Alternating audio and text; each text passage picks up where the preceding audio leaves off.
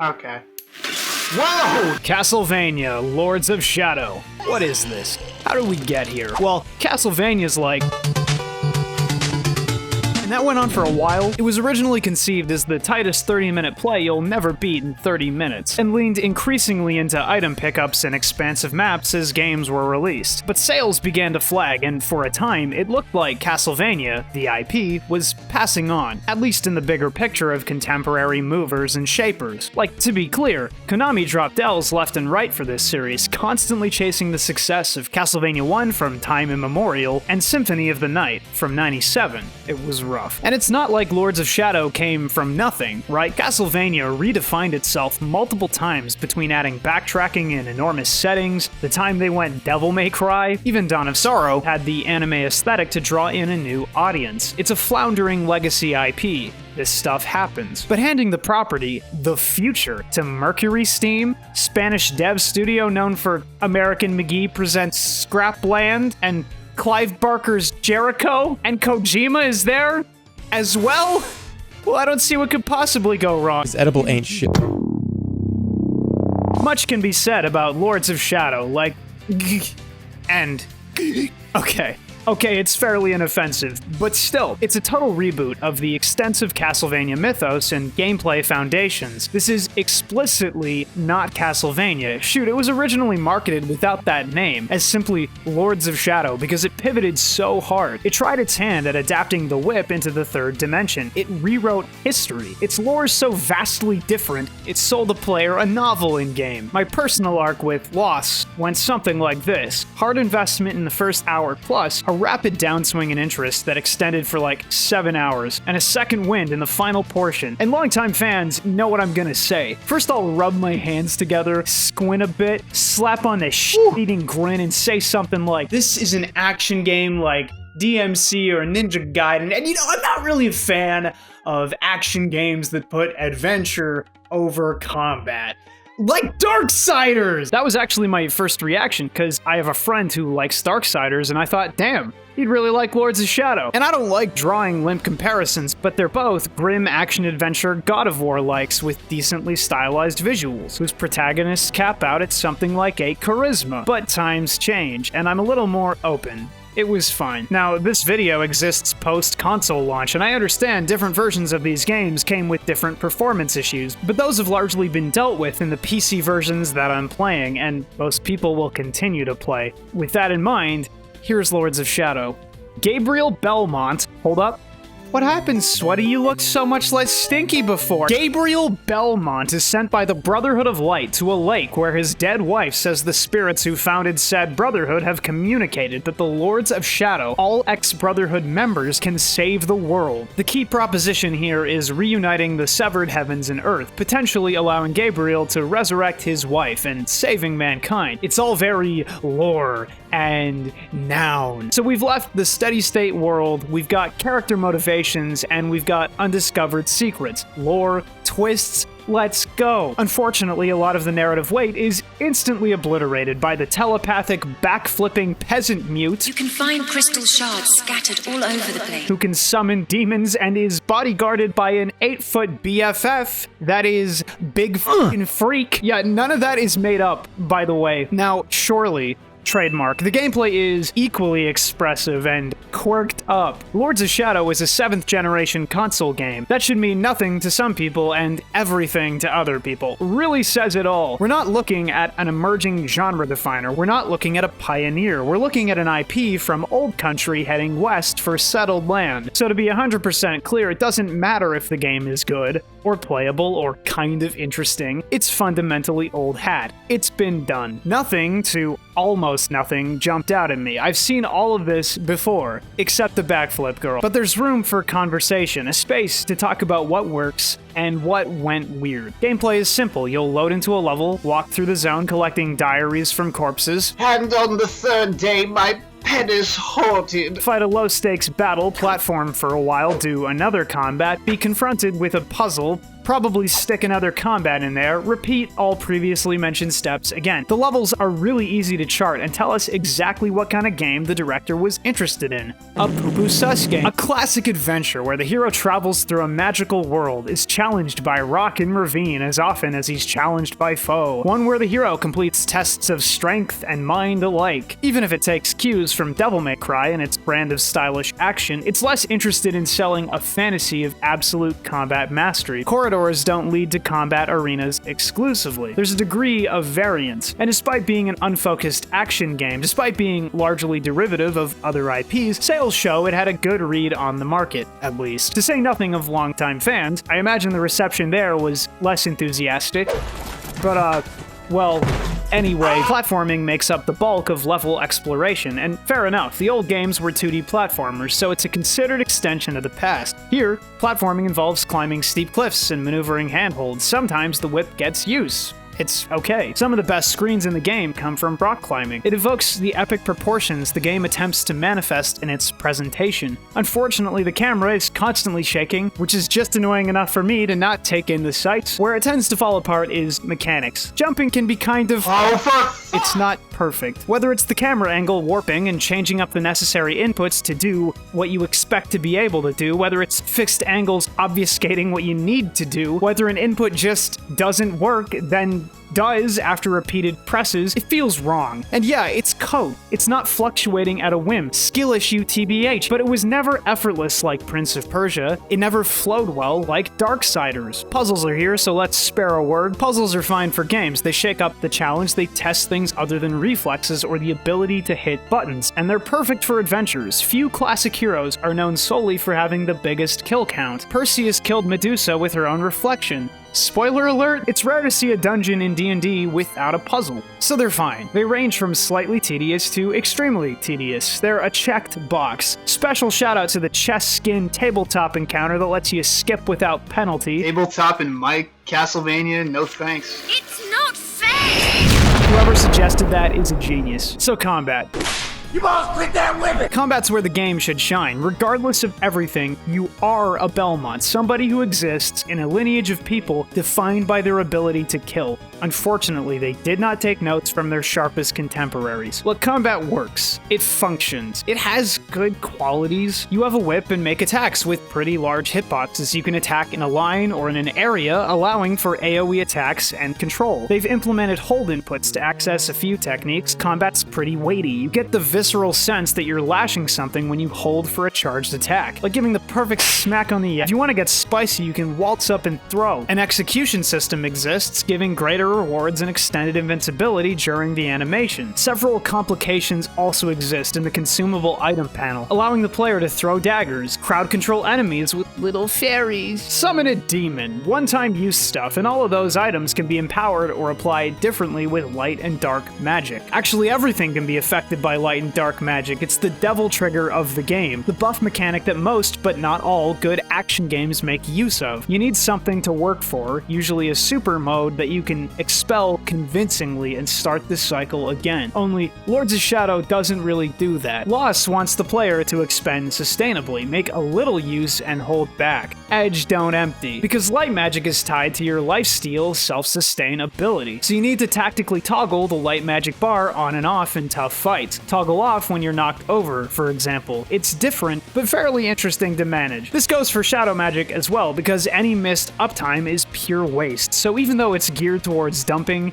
you need to be mindful. You can only consistently regain meter in a fight by killing enemies or landing enough consistent attacks without being hit. It's fairly tough to maintain early, especially in big battles, so you're incentivized to save. And acknowledged, you can just spend the meter if you want. There's plenty of special moves mixed in with the normal move pool filler stuff that make using magic cool. The Shining Cross move, evaporating enemies, is a personal favorite. Credit where it's due, light and shadow magic is neat. This all sounds like glowing praise, and for the most part, combat is fun, but I'm leaving a few things out. Positioning is really important alongside guarding, defensive measures basically, because ideally, you never want to get hit and keep your combo up to maintain maximum magic meter replenishment. Unfortunately, the game works against you. Your hitboxes are generous, but Simon constantly inches forward during attacks, and if you're going for certain combos, or if you're fighting multiple enemies and combat is suddenly obfuscated by bad camera angles and a barrage of whip effects, well, sometimes it's hard to avoid getting hit. And that's not traumatic or deal-breaking, it just creates a few feels bads. So what? Well, how about bosses? I don't know how common this is, but having played several high-profile action games, I've never noticed what Lords does with weapon-wielding bosses. So, when a hitbox is created during a sword attack, players generally expect the sword to contain the hitbox. Bloodborne couldn't function otherwise, or the way Lords does. In Lords of Shadow, the enemy's entire body is the hitbox, regardless of the sword. This really starts to stand out and become obvious during long, difficult boss battles where you've expended most of your meter, are low on health, inch slightly too close to a boss during your combo, they attack, and whoops, contact with the butcher's left rib killed you. Okay, that's fine. I'm fine with that. How about this clip where the butcher's projectile kills me from about 2 to 4 frames of activity? It's not actually infuriating. Really, it's a fairly rare occurrence, but one you have to account for. Gabriel doesn't feel like other action game characters. There's an odd tension between him and his enemies because they're in striking range at car's length, but you're constantly closing in. It feels bizarre, and to its credit, that forward momentum visually compounds with what the whip is physically doing, so the damage feels real, and moves the player in range to use the parry mechanics for a big ol' punish on a hapless demon. Just don't get accidentally annihilated by getting too close to the boss's armpit. And let's not forget shameless Shadow of the Colossus bosses. Those happen 3 times. Permeating all of this, from puzzles to grab attacks to boss battles, are quick time events. Those timed inputs that cause an immediate reward or punishment. Time a puzzle's quick time event wrong and you're set back slightly. Time a boss kill prompt wrong, or worse yet, a series of boss kill prompts wrong, and you might get sent back to the phase immediately preceding the lengthy execution cutscene. This makes it particularly annoying to kill any boss because you can and will screw up from time to time and get shunted back into a battle you already beat because your timing's kinda bad. You put the controller down, or you thought you had it, but whoops, JK, there's another one. Or 3. That's the game. You'll go through a few visually interesting levels, a number of great visuals, a few interesting platforming segments, a pile of okay puzzles, and most importantly, a string of dead Lords of Shadow. If you're avoiding spoilers, you might want to hop to the next section. Lords undercuts the traditional Castlevania good versus evil thing. Gabriel's arc is his descent into darkness. He literally becomes Dracula by the end. A final word on the game's visuals. Even though most of it is fantastical and beautiful, despite being Earth canonically, I guess, Gabriel's often cast in shadows, traveling through shadows. The sun is often distant or obscured by something. It's a small but potent piece of visual storytelling in the greater context of the game. Anyway, the story ends, after slaying multiple ex-Brotherhood members, these Lords of Shadow, with Zobek, an ally you meet early on, betraying the player and fulfilling the traditional role of death in the Castlevania universe. And apparently Gabriel killed his wife, and then Zobek quotes Star Wars. Search your soul, Gabriel. You know it to be true. Jesus Christ. And then Satan shows up. Like, literal, actual, biblical, ex-angelical. It is my divine right to rule by his side. Satan shows up. Well, I'll give him credit. Action movie stories need to end with something insane. And like I said, Gabriel turns into Dracula, someone synonymous with the root of evil in Castlevania. So how do you upstage that? Brilliant. Lords of Shadow was a pretty tepid play. It was okay, and most of what I'm interested in boils down to whatever that ending is, and what I see is a game trying its best to look, sound, and feel epic in scope, which is kind of Castlevania-ish, but a lot of the endearingly tropey dressing's been cut out. It really is Lords of Shadow, as distinct from Castlevania. That's gotta hurt for a fan watching the thing carry the torch. But let's not mince words. Lords sold well. Really well. Like, not killer app status, but a sequel was coming. So Castlevania, to a fan, is now teetering dangerously close to the modern-day AAA space. By which I mean an AstroTurfed legacy IP groomed for broad market appeal, comprised of heaps of different systems and challenges compounding into an identityless sludge we call an action-adventure. But to be fair, you can shoot light out of a cross and kill Satan, so whatever. You might be thinking, okay, this guy's an essentialist, or an asshole. He cares about how an IP used to be, too much, and isn't giving enough credit to the game for being new and different. And yeah, I slip into that sometimes, but I think it's usually deserved. And for example, Mirror of Fate, the 3DS and eventually PC game, very reminiscent of early Castlevania, is not a game I think poorly of. It's kind of fun. It sold badly on release. The 3DS version was lambasted for poor performance, especially unfortunate when you find out that the game was initially developed for PC and was adapted to 3DS. It's a weird place to end up, from PS3 blockbuster title to 3DS spin-off, but then several of Castlevania's latest titles, many great games, were handheld, so why shouldn't Lords sidle up to that lineage? Fans were probably expecting a 2D Castlevania follow-up, not more Lords, but Konami effectively said, no, this is what we're doing now, a 2D Castlevania game with a new set of lore that doesn't even appear in the mainline Lost games,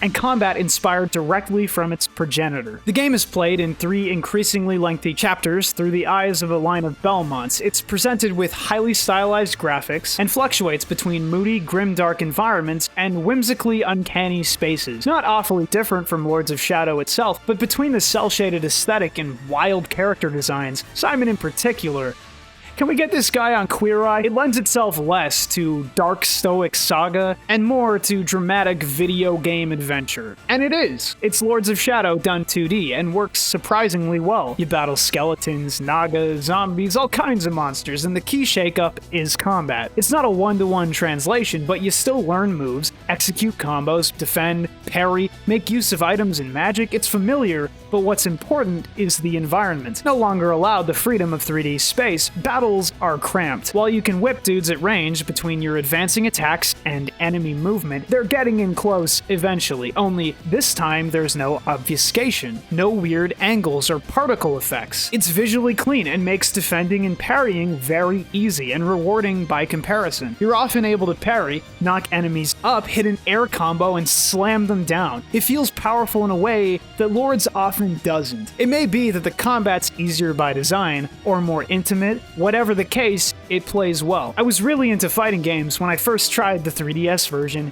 years ago, and I distinctly remember thinking, this is kind of like a fighter, right? The game rewards precise and deliberate inputs and actions. I mean, yeah, it's no Street Fighter IV 3DS edition.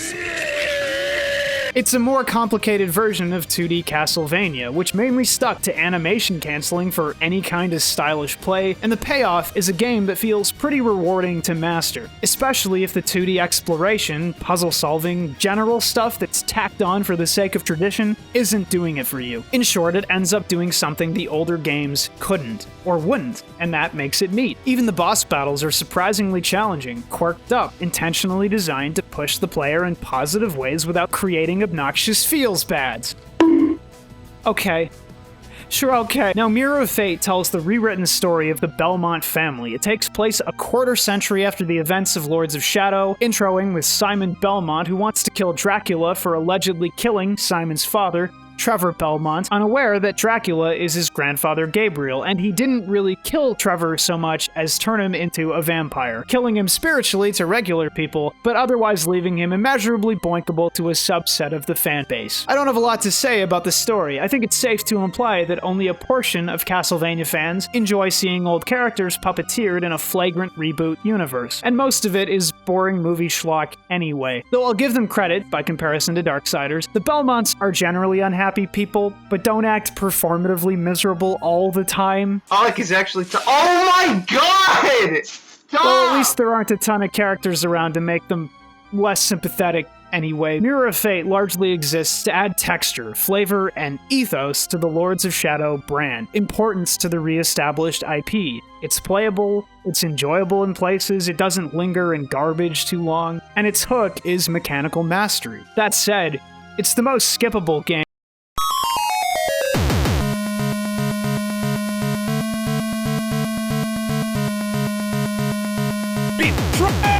Mamma mia! That's a spicy fucking meatball, son! Actually, Enrique Alvarez, the game's director, went off as academically as possible on games journos. I tend to think positive after reading some things. I'm glad that some people are writing about games instead of making them. Oh my god?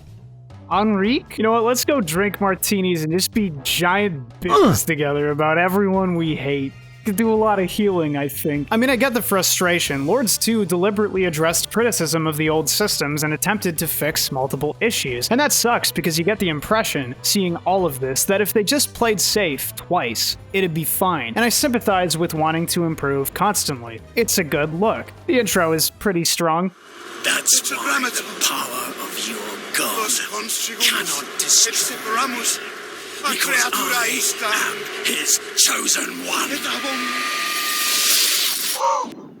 Yo, he really said, I'm the most Christian. I want to highlight the tutorial here because Lords 1 and 2 both intro very strongly for different reasons. The original made use of frequent shakeups, dramatic moments, character introductions, and powerful scenes like impaling a monster on a palisade to suck players in. Lords 2 opens with a Warhammer-esque cathedral Gundam. I'd be lying if I said this sucked. Lords of Shadow 2 takes place a millennium after the original, directly picking up from the vision of the future seen at the end of the first. Zobek awakes an emaciated Gabriel, warns him of Satan's return, and convinces him to help curb the threat to their power via an alliance. Gabriel walks outside and...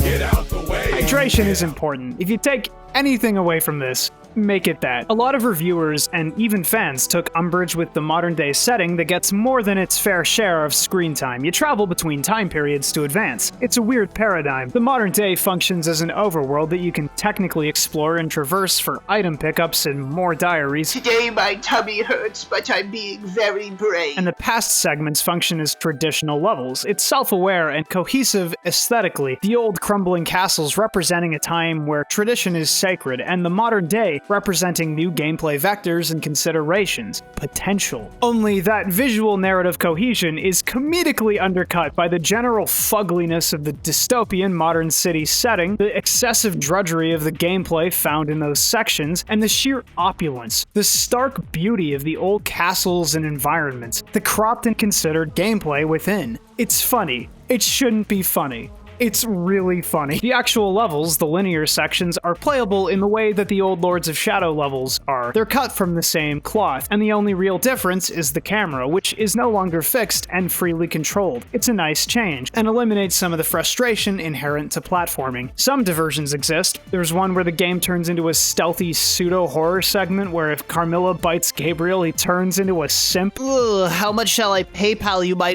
bobby dobby big titty goth GF queen? But nothing too wild otherwise. There isn't much more to add because I've said it all already. The exploration in linear sections is fine, the levels are visually stunning considering. The platforming works, the puzzles function, and the combat.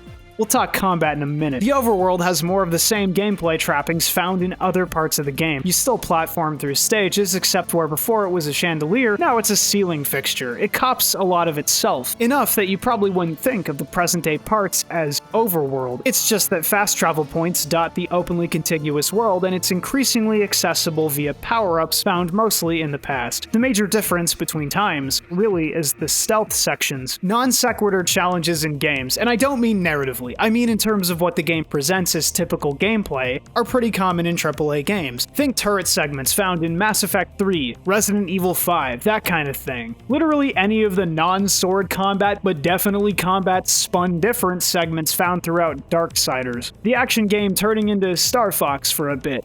whatever. Games that can rely on themselves to be good enough, games like Ninja Gaiden and Devil May Cry 3, at least DMC 3 and 5, don't often rely on weird, unnecessary pivots in the moment-to-moment action because their systems are rock solid, enjoyable at any time, and it's a trend of design I'm consistently critical of, though I acknowledge that not everyone else cares. To me, it represents a failure to design an interesting action game, one that's compelling enough to stand on its own. Like throwing in a non-sequitur camera segment to tell a joke.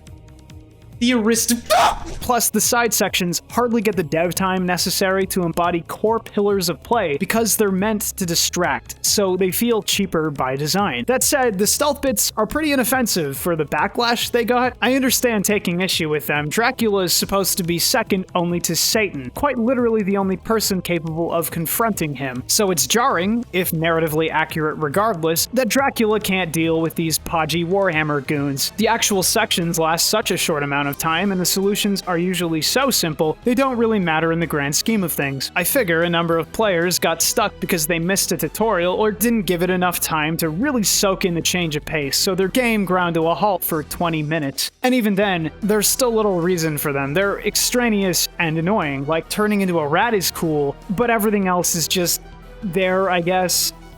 Shrug. Now, combat's interesting because it's been changed as well, but not nearly as much. You still whip enemies, inch forward, do combos, and swap between linear and area attacks. Still rely on magic meter for healing and damage, shadow magic for staggers to prevent enemies from swarming. You've still got items, though they're different this time around, and you've got to unlock 90% of your moves. I think I may have unlocked a solid 50% by the time the game was done. The interesting change is the magic meter and how it manifests. In the past, you glow blue or red. In 2, your whip becomes a sword or a pair of gauntlets depending on the type of magic you're using. It becomes visually adjacent to DMC, like you swap into a new weapon mid-combo, and it has its own special properties, then swap back to do something else. It's no different than the past taken in broad strokes, but magic weapons have smaller hitboxes than the whip and incentivize close quarters fighting. The tension between offensive and defensive play established in 1 is diminished greatly. You're not using a whip wrong, you're using your gauntlets right. And the game feels smoother for it, allowing you to incorporate parries more naturally. It takes the game to a punchier place in general. Action games, without exception, feel best when you're up in someone's f***ing it up. And frankly, giving your power-up period a weakness, that is, having to engage up close with an enemy, is a solid change. Really clever way to circumvent the issues from 1. I like this a lot. The bosses on offer also differ in that hardly anything is explicitly Shadow of the Colossus, God of War design, QuickTime events, the design spaces Lords already explored are all retread, and the only real annoyance this time is needing specific magic at specific points in battles where you've entered with no magic or used it all. Like the Gorgon is nigh unwinnable when you're at 0 magic because you need a certain amount to greenlight the final QuickTime events, but hitting her consistently enough to build meter feels almost impossible. I restarted the fight and came back with magic meter. Certain battles are wildly difficult without certain moves. You gotta break this magic ball in one battle while being harassed by enemies and the boss's attacks. But you can't stick to the ball long enough with most normal combos, so you experiment and find out that, yeah, shadow magic aerial hold area attack damages the ball pretty consistently. Why? I don't know, so that fight sucked until that was discovered. Some fights are brutally underwhelming, enough that I forgot they existed. Some fights are mechanically boring but feature impressive visual work. The devs tried to impart actual personality to some of these, and some are explicitly ooh-woo daddy Belmont step on me, unironically, brazenly. It's incredible. Gabriel's even forced to confront himself, because yes, he's his own worst enemy. And even though it's no God of War, the director knew how to make it cathartically cruel too. It's a big-budget action-adventure game. Half the joy is the spectacle. But I wanted to talk aesthetics and inspirations for a sec. Since the Star Wars quote in 1, I've seen Lords as a sort of repository for culture. This happened in Darksiders with mountains of cribbed game references and ideas, so I complained like a Screech lad does about copying ideas, and really, if I'm being honest, it's not the end of the world. Most great work is full of stolen ideas. The measure of one's creative genius is judged by the obscurity of one's sources. It's almost endemic to creation, but that falls apart slightly when references serve no real purpose and are immediately recognizable. In 10 years, if you steal some of Michael Moorcock's ideas for your game marketed at teens, nobody will bat an eye because the oldest fans likely won't be there to notice. But Star Wars references, just really obvious stuff, look kinda cheap when they're staring you in the face. Like, I get it, he's a bad guy, and he's doing the bad guy thing. It's just fucking like, come on. But Castlevania itself is a repository of ideas. It's literally founded on Bram Stoker's Dracula, a public domain novel, even if it's only lifting parts. The game's enemies are a fusion of Western and Eastern folklore. Valkyries, Chinese Jiangshi. To pull a unique example, Malthus acts as an intermediary between biblical myth and Shinto. You can find broadswords, katanas, and guns in certain entries. So it's not bizarre or unestablished for a game in this series to borrow, to synthesize. You can punch dudes in the face or do actually anime-inspired sword attacks, and that's part of the charm. Even though I've got a personal hang-up on overt creative pilfering, it's part of the idiosyncrasy that endears people to Castlevania, and in a way, is a nod that the devs do genuinely care about the history of their source material. And that's about the last nice thing I'll say. The story is, you kill some guys, there is a tension, there is a resolution. Nothing particularly enlightening or endearing happens. It was written by one guy as his first attempt at writing a full game. The ending. You won't kill your son to destroy me. You don't know me, Satan. No!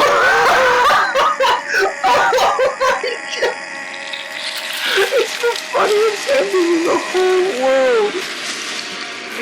Yo, kill him!